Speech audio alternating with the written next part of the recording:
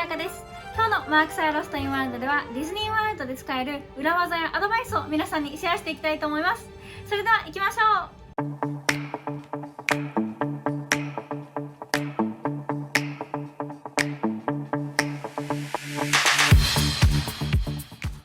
皆さん、ディズニーワールドは思っているより簡単ではありません。そして限られた時間でディズニーワールドを攻略するにはいくつかのコツや裏技を知っておくべきです。私たちは皆さんにディズニーワールドで最高の時間を過ごしてほしいので、このビデオでは私たちの知っている知識を皆さんにシェアしていきたいと思います。それでは早速入っていきましょう。それではまず最初の秘訣は左側に行って待ち時間を短くすることです。皆さん、世の中には右利きの人と左利きの人がいますよね。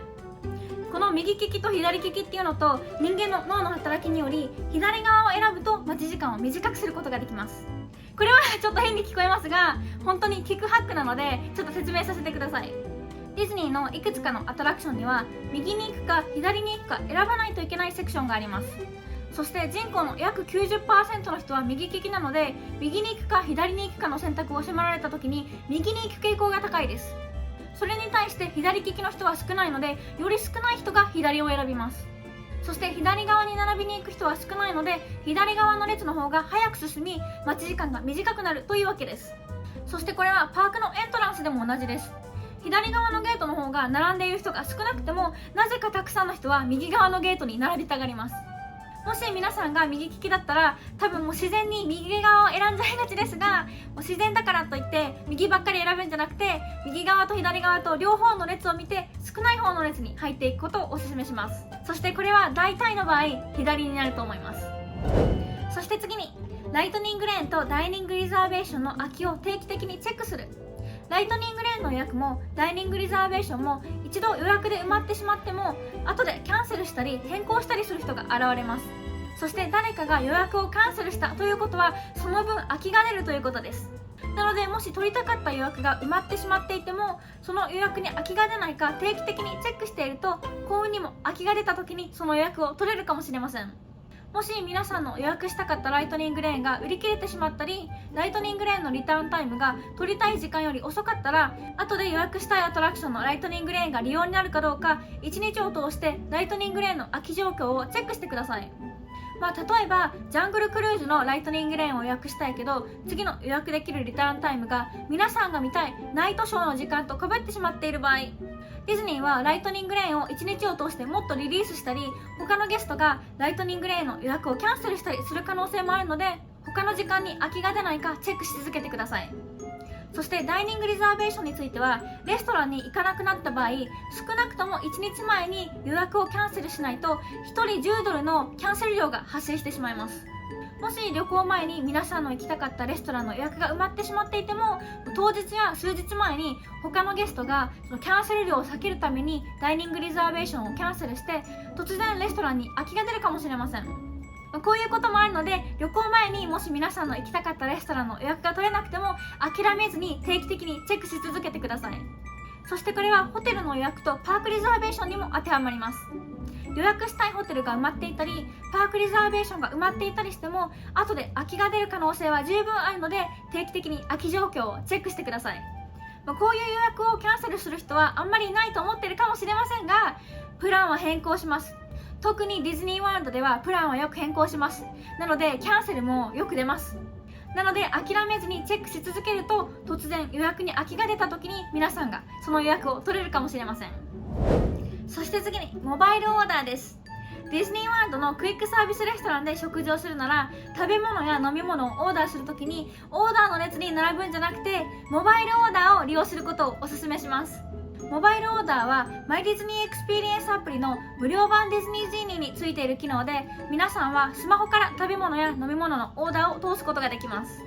もちろんモバイルオーダーを使わずに列に並んで直接オーダーすることもできますが特に食事の時間はこのオーダーする列はとっても混雑します。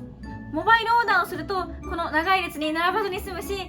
えばアトラクションを待ってる間にオーダーを通すということもできるので時間の節約になります。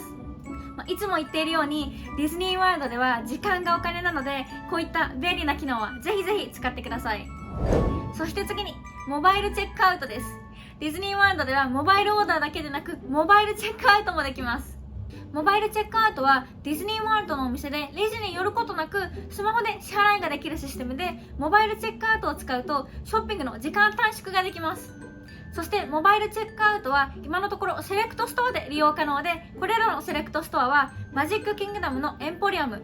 エプコットのクリエーションショップとトレジャース・オブ・ザンダール、ハリウッドスタジオのドッグ・オンダース・デン・オブ・アンティークスとミッキーズ・オブ・ハリウッド、アニマルキングダムのディスカバリートレーディングカンパニーとアイランドメーカンタイル、そしてディズニースプリングスのスーパーヒーローヘッドクォーターズとワールドオブディズニーです。モバイルチェックアウトを利用するには、マイディズニーエクスペリエンスのメイチャンダイズモバイルチェックアウトと書かれたタブをクリックし、皆さんがお買い物しているショップのロケーションを選びます。そして買いたい商品のバーコードをスキャンします。全部の商品をスキャンした後、チェックアウトと書かれたボタンを押してスマホで商品の支払いをします。すると画面に QR コードが出てくるので、ショップの出口でその QR コードを支払いの証明としてキャストメンバーの方に見せると、商品をバッグに入れてくれます。モバイルチェックアウトのプロセスはとっても簡単で、商品の支払いをするために列に並ばずに済むので、もしレジが混雑している際はモバイルチェックアウトを使って時間を節約してください。そしてここで一つのチップです。ディズニーワールドのお店には値段が書かれていない商品もあるじゃないですか。そういう時はモバイルチェックアウトを使って商品をスキャンすれば、その商品がいくらかっていうのを知ることができます。そしてもし買いたくない場合はその商品をカートから削除すればいいだけです。なのでモバイルチェックアウトはこういう風に値段のチェックにも使うことができます。そしてちょうどショッピングのトピックにいるので、もう一つショッピングについての裏技をシェアしていきたいと思います。そしてこれはセール品を探すことです。ディズニーワールドではセールをあまり見かけることがありません。でもいつどこでセール品を見つけることができるか知っていれば、結構いいバーゲン品を手に入れることができます。ホリデーやフェスティバルなどのシーズンの後、ディズニーはこれらのシーズナル商品を排除しようとするので、これらのアイテムが一気にセールになります。例えばエプコットのフード&ワインフェスティバルが終わったら、全てのフード&ワインフェスティバルのグッズがセールになります。そして過去にはなんとホリデーの後、ホリデーアイテムが 70% オフになっていたこともあります。またディズニーワールドの近くにはディズニーズキャラクターズウェアハウスというディズニーのアウトレットのお店もあり、ここでは売れ残ったりシーズンが過ぎた公式のディズニー商品が格安で売られています。ディズニーズキャラクターウェアハウスはディズニーワールドの敷地外にあって、ディズニーのトランスポーテーションは通っていないので、行くんだったらライドシェアかなんかを使っていく必要があります。ですが旅行中に時間があったりとかディズニーバブルを出ていいんだったらぜひ行ってみてください。ちなみに私たちはこのチャンネルにディズニーズキャラクターウェアハウスに行った時のブログも載せているので、ディズニーズキャラクターウェアハウスにはどんな商品があるのか興味があればぜひそのブログを見てみてください。そして次に、靴は2ペア以上持っていく。ディズニーではもういつもより本当にたくさん歩くことになります。なのでどの靴を持っていくかはディズニー旅行で一番重要な決断の一つです。履き慣らしてない靴は持っていかないでください。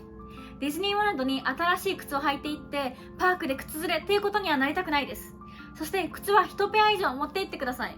もし1つのペアが濡れたり靴ずれを起こしたりしてきた場合、バックアップのペアを持ってきたことに感謝します。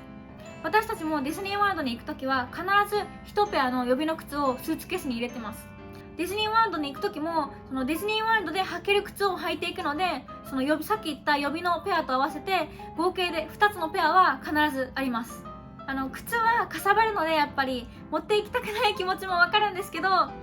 つで足りると思っていたら何かが起こって2つ目のペアが必要になったっていうこともあるかもしれないです。雨が降ったりウォーターライドに乗ったりして靴が濡れてしまうかもしれない。皆さん濡れた靴で次の日も歩き回るのは嫌ですよね。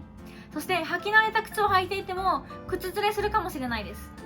なのでもし1つ目のペアが履けなくなった時のために最低でもディズニーワールドで履ける靴は2ペアあった方がいいと思います。そしてまた言いますが、持っていく靴は全部履き慣らしておいてください。そして次にファーストエイドセンターとベイビーケアセンターについて知っておく。ディズニーワールドにいる時に体調が悪くなったりとか怪我をしたりとかっていうのは皆さんのプランにないかもしれませんが、プランにないことも起こってしまうのがディズニーワールドです。そこでもしディズニーワールドで体調が悪くなっちゃったりとか怪我をした時のためにファーストエイドセンターについて知っておくことが大切です。ファーストエイドセンターでは頭痛薬や酔い止めなどの薬やバンドエイドを無料かまたはほんの少しのコストでもらうことができます。なのでもしパーク内でこういった市販薬やバンドエイドが必要になったらファーストエイドセンターに行ってください。またベイビーケアセンターは赤ちゃんと親御さんのための涼しくて静かな場所で、ここでは赤ちゃんに授乳させたりエアコンの効いた場所で休憩させたりすることができます。またこれらの場所ではおむつや調合乳やデオドラントなどホテルのギフトショップなどで見かけるコンビニエンスストアアイテムも買うことができます。そして次に靴下と子供の着替えを持っていく。ディズニーワールドのパークにはいろんなところに水遊び場があります。そしてもし皆さんの子供が多分この水遊び場で遊びたくなるだろうと思うんだったら、子供たちの着替えを持っていくのを忘れないようにしてください。また雨やウォーターライドで靴下が濡れた時のために全員分の予備の靴下も持っていくことをおすすめします。ポンチョは足元までカバーしてくれません。子供の洋服が濡れたり靴下が濡れたりした時にわざわざホテルまで戻らなくてもいいように、これらのアイテムはカバンに入れておくといいと思います。そして次に無料のお土産をもらう。皆さんディズニーワールドで無料という言葉はあまり聞かないので、無料でもらえるものはもらっておいてください。リゾートのフロントデスクやパークのゲストリレーションではセレブレーションボタンがもらえて、ディズニーのトランスポーテーションにいるときはトランスポーテーショントレーディングカードがもらえます。また DBC キオスクやゲストリレーションにいるキャストメンバーはよくスティッカーを持っています。なのでもし皆さんや皆さんの子供がスティッカー集めが好きならぜひスティッカーをもらっていってください。そしてこの他にもディズニーワールドで無料でもらえるものは皆さんが思っているより結構あります。私たちは以前ディズニーワールドで無料でもらえるものや無料でできることをまとめたビデオも載せているので、もし興味があればそれらのビデオをぜひチェックしてください。そして最後に無料の水を利用する。これは私たちのチャンネルのレギュラー視聴者の皆さんはもう知ってるわけだと思いますが、私たちが何回も無料の水を利用してって言ってるのには訳があるんです。皆さん水分補給はとっても大事です。ディズニーワールドではものすごい歩くので水分補給をしないと体調が悪くなります。そしてディズニーワールドでは水は無料なので利用してください。クイックサービスレストランではリクエストでカップの水を提供しています。そしてパークのあちこちにはウォーターステーションが設置してあるのでウォーターボトルを持っていけば無料で水を補充することができます。なので皆さんディズニーワールドでは水をもらってください。無料です。それでは以上が今日紹介するディズニーワールドで使える裏技とアドバイスになっています。もしこのビデオの情報が少しでも役に立ったらこのビデオにいいねをよろしくお願いします。そして今日紹介した裏技の中でどれが皆さんのお気に入りかぜひコメントで教えてください。そして今日はこれらの10個のアイテムを紹介していきましたが、ディズニーワールドで使える裏技はまだまだたくさんあります。なのでこれらの裏技はまた今後のビデオで紹介していきたいと思います。なのでまだ皆さんがマークサイロストインワールドにチャンネル登録をしていなかったら、その今後のビデオも見逃さないようにぜひチャンネル登録をよろしくお願いします。それでは今日のビデオも見てくれてありがとうございました。また次回の動画でお会いしましょう。Make today magical! Bye!